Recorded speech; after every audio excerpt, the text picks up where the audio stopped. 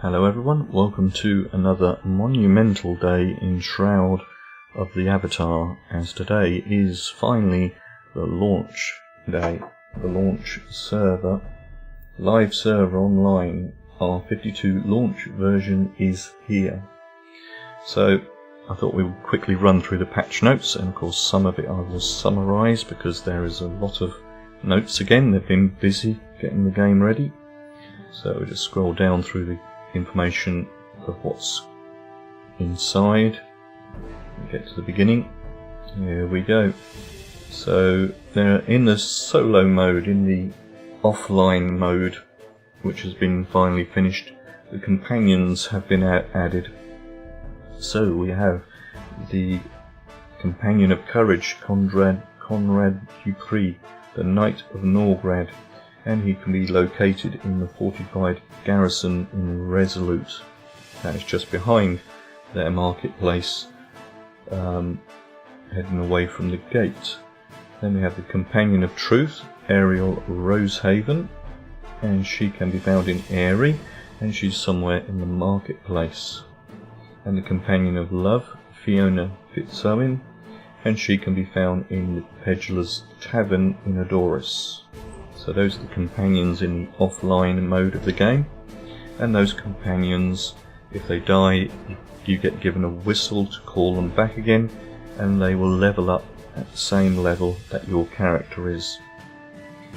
The Oracle will now make suggestions to the underground paths that go throughout the whole of Novia, but especially underground, under the PvP zones, where you have to go and get pages when you're on the quest of the Avatar, because there is a complete underground system that goes throughout Novia, and it links up places like the Fall and the Rise, and also going below areas where the PvP zones are. So they will now get more publicly known about. Offline spawning rules. Basically, in the offline game, the creatures won't automatically respawn in the instance you are, to help the player actually get through the actual instance, so they can slowly work their way through to get through the game. Visitors can now choose the path that they want to start with, but bear in mind you are locked to that path, and that was slightly broken, so that's been fixed. Now, of course, scene rebuilds. A new Quell Shardfall has fallen on North Quell Woods, and the result of that big rock crashing into the ground has brought a new ancient crypt available in that Shardfall, in Quell Shardfall, and it's turned the obsidian. The Lich that was there, it's turned it into an obsidian Lich who uses chaos magic. So just the same as the chaos demon, slaying the obsidian Lich can reward you with an obsidian Lich helm. So just have a quick look at that in the game. Just loaded in where I came out, and if we turn around there, I did do a video on my stream with the servers going down. Here is Quell Shardfall. Now bear in mind that this is a PvP zone, so do not go in with anything that you can't afford to lose. So don't have any special patterns or anything like that. And normal PvP rules apply. So that is that area, and everybody will be rushing up to look at it today. So let's go back to the desktop and carry on through these notes. Next one is Northwood. The town of Northwood is beyond the grassy lands far north of Britannia, near the western coast of Spindrift Bay, in the North Palladius region. Rumours are spreading that the town boasts remarkable similarities with the location on Earth known as Britannian Manor and Castleton. But surely this must be a coincidence. Northwood was originally based on a Forest 02 POT template, but has been rebuilt for Release 52. as the other town rebuilds, and locations, player lots and merchant scenes and exits have not changed. So that is where we will head to next.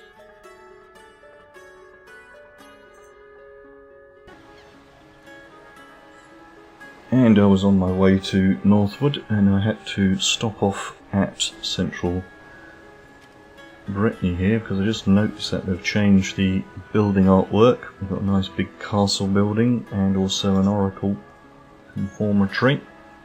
So, also some of the other buildings. We've got a big factory tower coming out of that one. So, right, let's make our way up to Northwood and see if I can find it. Now you notice we're moving quite fast on the path. I'm not using anything special. That's one of the other new bits that were added in. And let's just head up here. I believe it's just up here somewhere.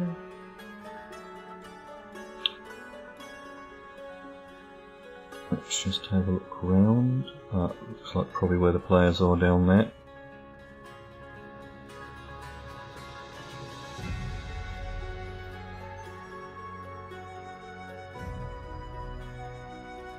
And here's Northwood. And of course it's under siege, but that's not a problem. I just wanted to show you where on the map it is. So of course we're right up the top here, above the Quell ruins of Librus ruins. And if we come out of the map, you can see Brittany is down here.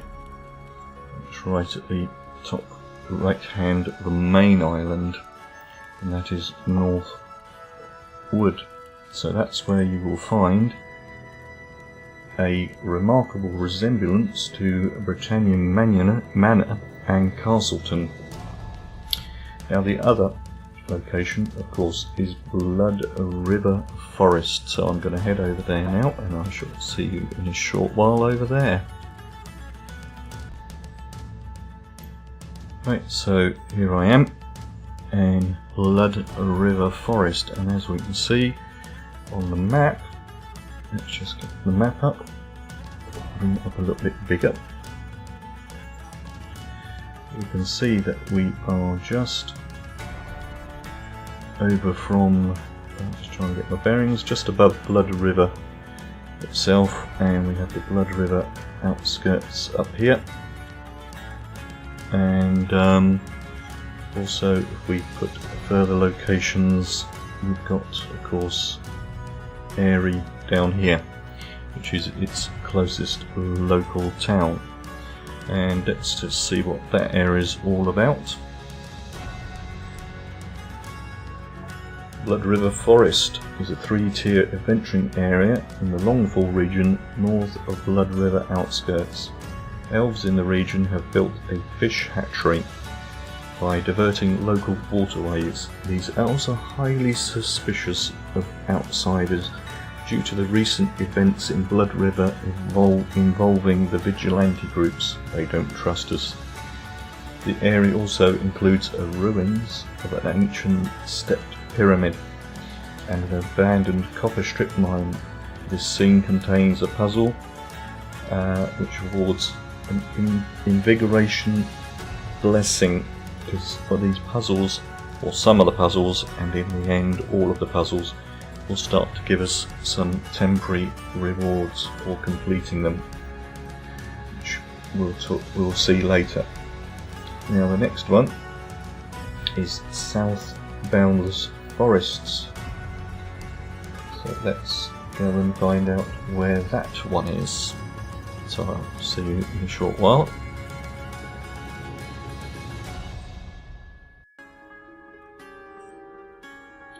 Right, so we are back on the game server, and I thought I'd start this bit off at U because it will make it easier for you to find. This is the actual region we're heading for. It's just up here, so you can see there's a bandit up there normally. Just go south and hopefully we don't get dragged into it.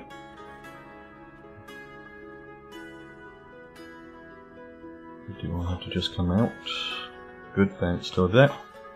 And this is South Boundless Forest, and as you can see it's located just around this lovely area.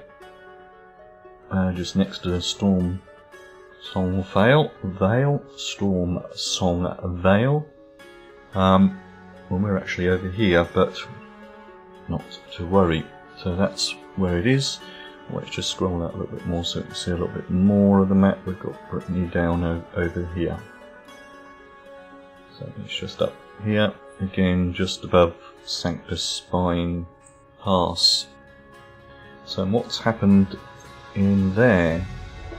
South Boundless Forest is a 3-tier adventuring area in the North Palladius region, north of you, along the road to Kaz Ruins. This forest of ancient redwoods is the site of a major kobold logging operation that supplies lumber to the kobold locations as far as Krull. Stag clan barbarians have set up permanent camps in the nearby ruins, once the home of an ancient colosseum from pre-cataclysm times. This scene contains a puzzle which will give you blessing of Tamer, or the new Tamer blessing.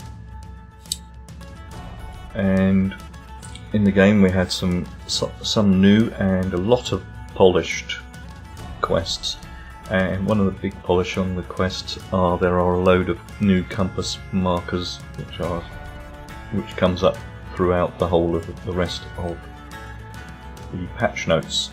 So there is a bandit execution that's on the path of courage, and you'll find it in Resolute, and you can actually get out of the combat with like-minded individuals. Earthrise Pot. In Brittany Graveyard you'll find Lord British's mother, and she will help you make a Earthrise Pot. Lawley's sketchbook now awards the Banner of Compassion. If you've already done the quest, you can just go and say hello and you'll get the banner. Defeating Kabbalists in Sieges, there's a quest that is given out when you enter and talk to the scout. Now if you've already completed it, you can go and get the Banner of Sacrifice. Find Vilmar is a side quest in Braemar that sends you to West Ravenwood. Now rewards you with the Banner of Humility, and of course go and get your banner if you've already completed the quest. Drumplemouth Disgust. Talking to Natasha about Lord Harcourt Drumplemouth will now get her to express her utter disgust and teach you the spit emote. Puzzle Me Once in the Town of Mud. Follow that puzzle, you will get a special helmet. Arch Lampin. Rumours abound of the return of the nasty foul creature that can only be slain by the fabled sacred orb of obliteration. Note that avatars vanquished the Arch Lampin in years past are now free to do so again, though they may find it even more perilous. There is a reward if you do kill it. Merchant Flirting. A crafting merchant, Timothea, in Solace Bridge will teach you the flirt emote. Soultown Sweep. Emma, a barmaid in Soultown, will teach you the sweep emote. And Gonna Choke a Brat. Highvale Outskirts, catch Billy, and he will teach you the choking emote. Fading Memories.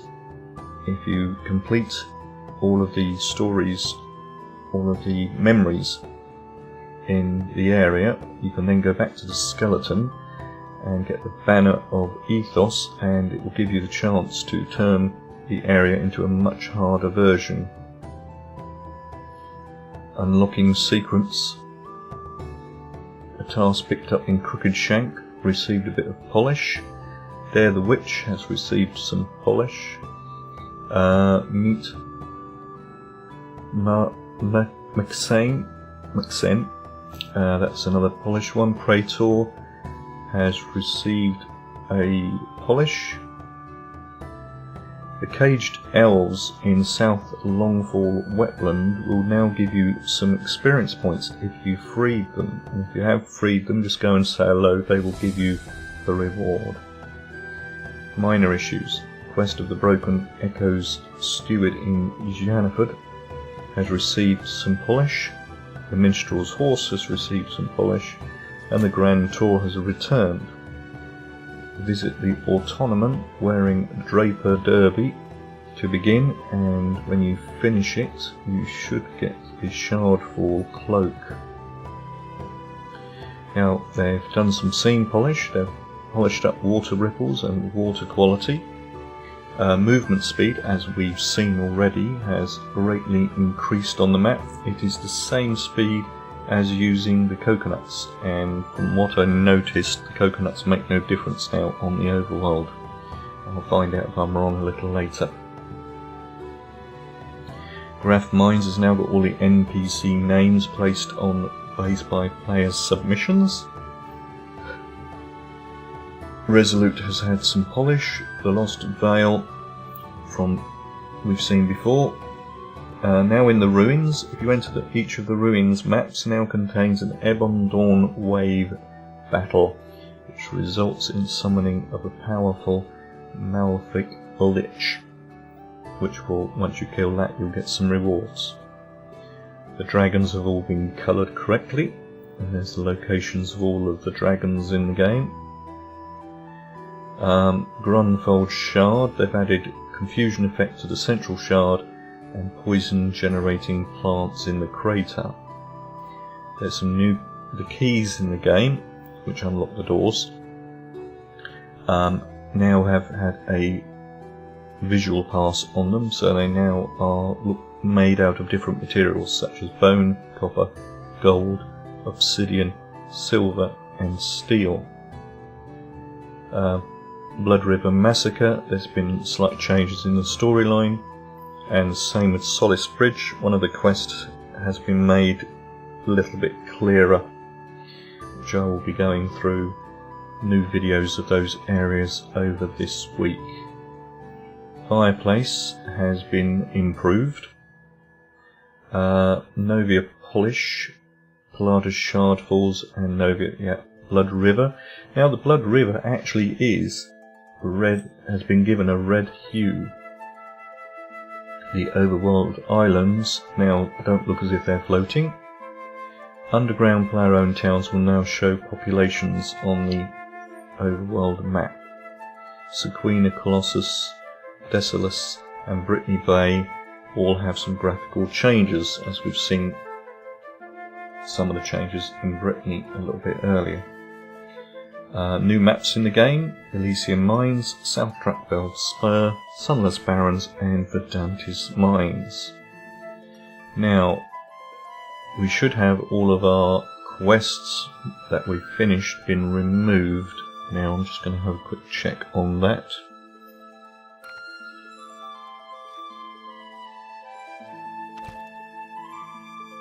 Yeah, it looks like they possibly might be removed, because I can't see any up there. I'll just bring it up on the thing. It does tell me that I've got 19 tasks in my journal, but it's not listing them, so hopefully we've only got the tasks that we need to do. Current tasks. Yeah, I haven't finished that one. Red Sashes, I haven't done that one. Oh, there's the Lawley sketchbook quest.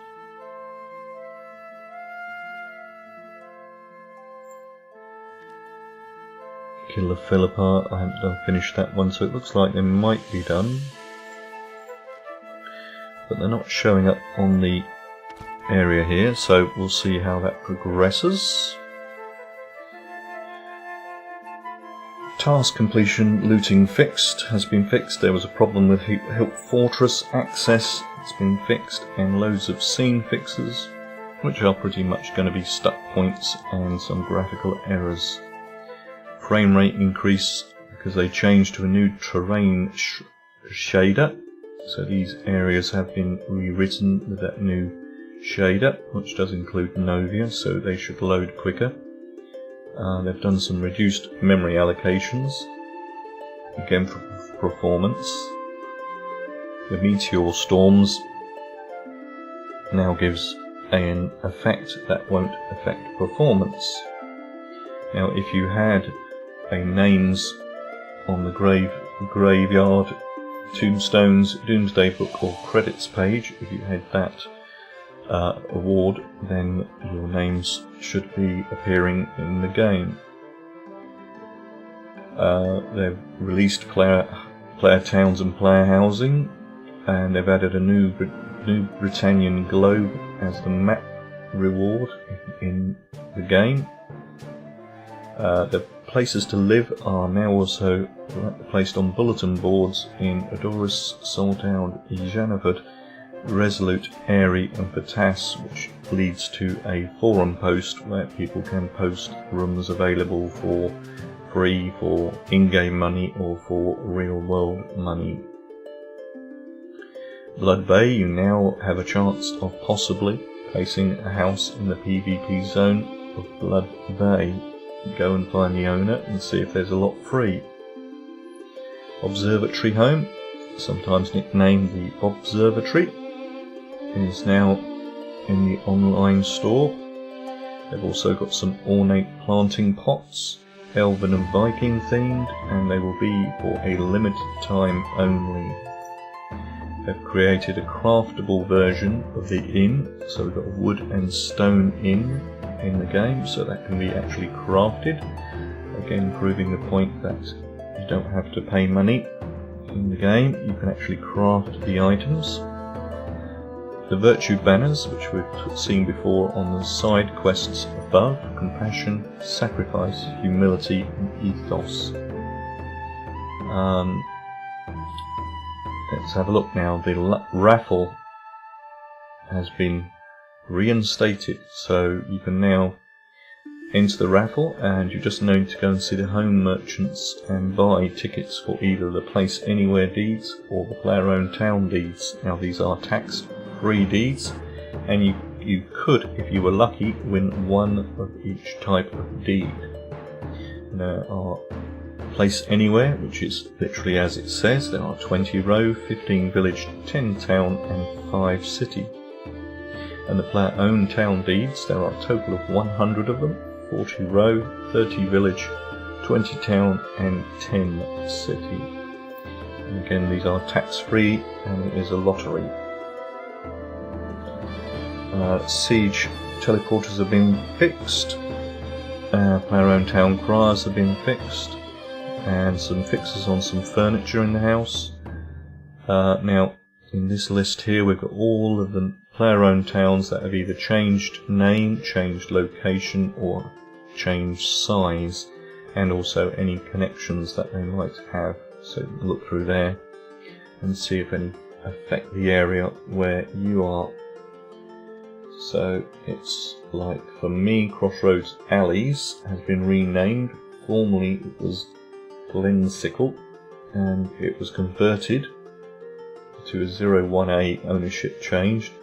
It's changed locations, but it has an interconnection with Crossroads, which is where I reside, so it means I could go there from the town of Crossroads.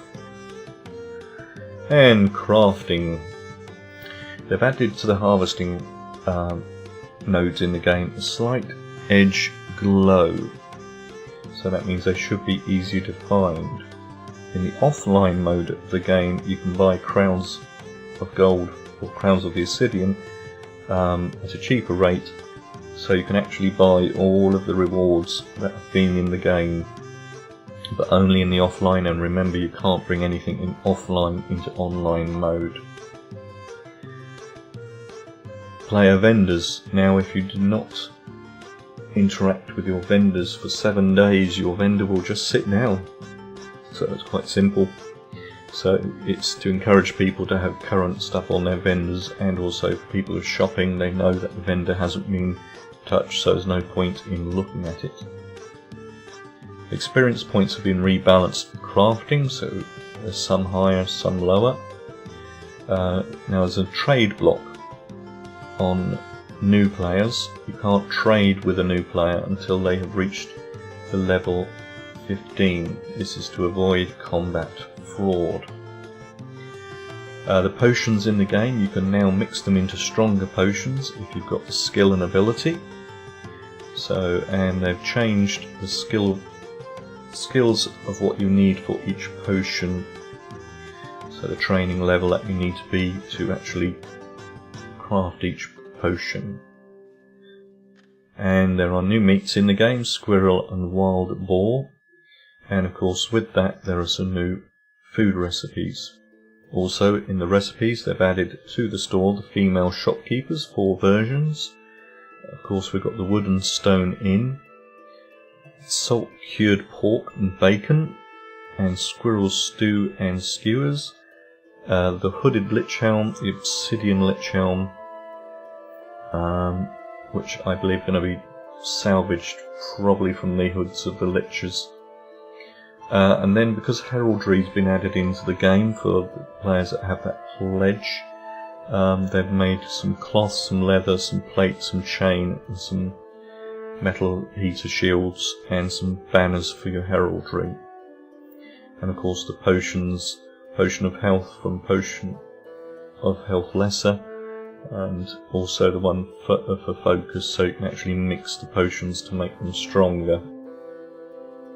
They fixed problems with the brown fur hat fixed, and the life attunement for masterworking and enchanting. They've delayed the unique components to get the game ready for launch. User interface, just have a look. As saying, quested for nested scenes, so you'll see a lot of markers on the compasses. Crown merchants have been added. When you want to buy stuff on the store, you should now start seeing some better descriptions and also 3D views. So, and that will be ongoing as they progress through the game.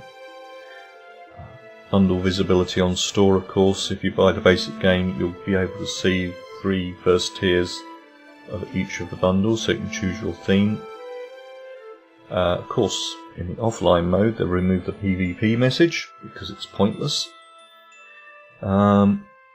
Attunement number on the skill tree has been changed, so let's have a quick look at that. Let's go to magic. That would be this number up here, so it shows up a little bit clearer. Saying that I notice it any clearer, but it's clear. So we've got 60, 40, 43, 36 and 12, or more to 31. And of course it's only in 0 in chaos, I wonder why. So that was that bit. Oh, they've added timestamps in chat. Enabled by an interface change, so let's go to the game and let's go and find it. So it's got to be in the interface. Let's just have a look through these thingies, nameplates, chat bubbles. Not on those.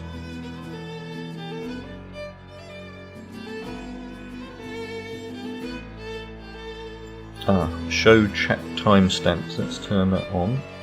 Yep, I've changed it. Even though they're not quite clear, I would say, but there are timestamps showing over here.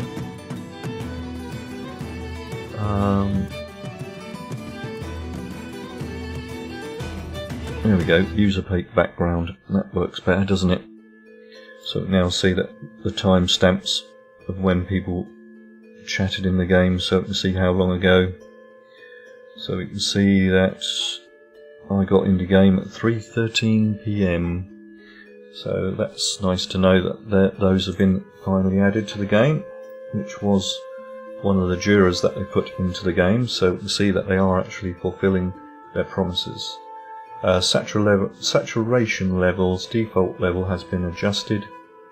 Now multiple characters in online mode, if you have that pledge level, you'll get them, but they will share the same bank and all of the same things as your main account, including the virtue. So they're basically different versions of yourself in the game. Now in the offline mode they give us 10 separate slots. Physical goods are still being finished and will ship shortly. Localization, of course, it's clearly available in English and Russian at the moment. French, German, Spanish, Portuguese and Italian to follow later. Some of the heated shield and heraldry. Heraldry counts redemption for those that had the pledge reward, and it looks like they are going to bring it for the rest of us in the future for a small fee on the store, but they won't look the same as the pledge reward heraldry. And of course there's a generator for it, custom image submission, some heraldry patterns, and these are the patterns that we saw before, and of course here's some of the banners that you can create. Combat skills, new blessings for creating the puzzles. Blessings, blessing of skill adds 5 adventure levels. You can find that when in Middle Downs or Blood Bay. Blessings of agility, that is not yet available. Blessings of acquisition gives 50% of the learning speed boost, found in the Lost Vale. Blessing of invigoration can be found in Blood River Forest. Blessing of maintenance can be found in Elysium Mines. The Tamer blessing can be found in South Boundless Forest. The blessing of elusiveness is not yet available. The blessing of elemental tolerance is not yet available, and the blessing of magic tolerance is not yet available, even though they are giving us some information on what they will give. The Valiant reward is a new heavy armor active skill. Let's have a quick look at that one. And we need to go, okay, heavy armor. Let's see if we can find it. Yeah, Valiant Warden, right down here on the bottom. When used on a party member, applies the protective buff, and the damage will be split by the party member and the target. So, and in the heavy armor specialization, it increases the amount transferred. So that's that skill. And the Chaos Shield. Let's have a look at that one. It's going to be down here, and there we go, Chaos Shield. So of course that does what it says on the tin, gives you a nice widely shield. Of course, Chaos magic mostly used in PvP, even though it doesn't have to be, I don't think. It'd be interesting to see if we could have a look at that buff. And they've also got some information here on forgetting a skill. Skills can now be forgotten when they are below the level of 20 and the player does not know any of the child skills in that tree. Those stuck with some skills at level 80 because they wanted to experience various specializations will now have a way to completely unlearn the specialization so that they can untrain the child skills. This is a bit foggy to me because it looks like you can actually unlearn a skill all of the way, and it talks about unlearning skills down here as well, that you can unlearn them as long as a patient skill hasn't been learned. So I don't know if this means we can unlearn all the way down to 0. I'm not quite certain, so a little bit more research is needed. Of course, the other interesting thing is multiple deck swapping with hotkeys. You can now assign 10 combat decks for quick swapping with Alt 0 to Alt 9. So it'll be interesting to see how that plays out. It means that you can have lots of decks, like you can have a deck for fighting the undead, decks for fighting trolls and things like this, and quickly swap between up to 10 decks instead of just 2 that we've been able to do recently. 6 glyphs and decks have been fixed, and dragons now have a new ability called Wing Gust, and so that's a new effect that they have. Malfleck lichers and obsidian lichers in their particular scenes. Now the Malfleck lichers, of course, can yield the Lich Helm, and the Obsidian Lich can give an Obsidian Lich Helm. Dragon damage has been balanced, so they should be harder. Backstab attacks have been balanced. The Death Shield has been balanced. Now this one's going to be interesting. It's got all of the positive effects, but now has a 25% healing debuff. Now I'm hoping that's only the life magic that's been debuffed and not the death transference, which is also a form of health buff, but we'll have to see how that plays out. They've added some graphical polish to Blink, Chaotic Clone, Chaotic Shield, Digging, Kobold Weapon, Electrical Effects, and Reveal Hidden. The NPCs have been given some new combat polish, so they look better fighting us. Party loot rolls have been slightly changed. They've changed it from 1,000 to 5,000. Enemy experience points have been balanced. All of these creatures here, Clockwork Dog, all the way down to Thasris Vol, will now give more experience points to better reflect their hardness in killing them. User input upon scene arrival. You can now start, when you enter the scene, you can start running even if you're not quite ready. Before we've had to wait for a few seconds until we're unlocked to move, so we should be able to move as soon as we enter a scene now. There's been some fixes to some of the attacks, so the Ring of Fire, Sneak Attack, Crowd Resistance, Control, Purify Burst, Chaos Specialization, Air's Embrace, Magic Shield Attunement, the Fireball Stacking, Bolster Balance, Enraged Monkey Room Memorization Fix, Mesmerize Fix, Deflexic Fix, Respot Fix, Douse Fix, everything's fixed.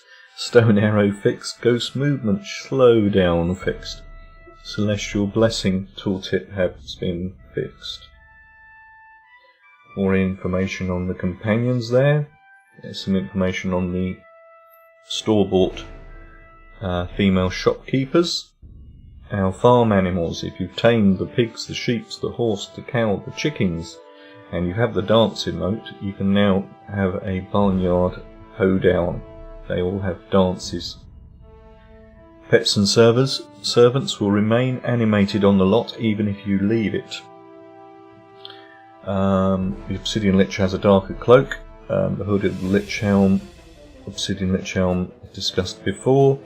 Head tracking. Dogs and wolves should now track with their heads looking at you. Tinfoil Hat, which is a quest item. Shardfall Cloak, which is a quest item. And the Arch Larpin Mask is the reward for killing the Arch Larpin. And it's going to be similar to, but different from the Spring version 2018. They've added some cloaks in the game, the Launch Event Community Cloak and Syndicate 22nd Anniversary Community Cloak. And some localization cloaks have been added in, and some emotes, which we'll go through them again. Spit from Natasha and Airy, Guard and Tortures can now be, when using the Guard emote. Flirt emote can be earned by Timothea in Solisbridge outskirts, the choke emote from Billy in Highvale outskirts, the sweep emote from Emma, the barmaid in Soultown, the scratch head for all players that start a confused emote. Standing up from the piano and standing up to move have both been fixed. The obsidian troll animation has been fixed. The flute now has all of its octaves and will play better. Head tracking for children also, so those children will keep their eye on you. And some gears have been fixed. Obviously had something wrong with them.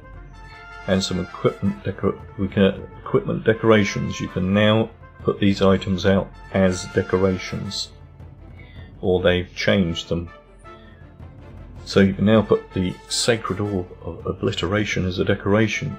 They've changed the torn and tattered wedding dress, so it's not just a flat item, it should be a stand-up item like the armour, and various other items have been added. They're changing the audio of the ums and the ahs in the game, so now I believe that will be ongoing. The R50 post-mortem items have been added into the game, so just go to the bank and claim your rewards if you partook in that telethon. So the Samba emotes, the Mardi Gras fountain, the Mardi Gras garlands, and the flambage, which must be this thing here, I would assume. And then on the store for 2018 spring, they've put a couple of rare items. You've got the 2018 Lever's Mask, which must be that, and a 2018 Easter basket.